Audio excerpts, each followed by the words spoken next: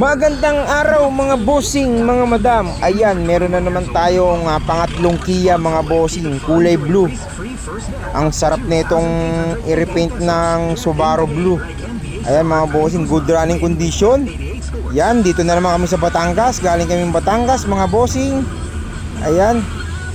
Yan, as you can see mga bossing, oh. Tumatakbo yan mga bossing. Gumagana. Ayan mga bossing. At yan, dito nagpagas tayo mga bossing, oh. Yan. Pakita ko muna sa inyo saglit.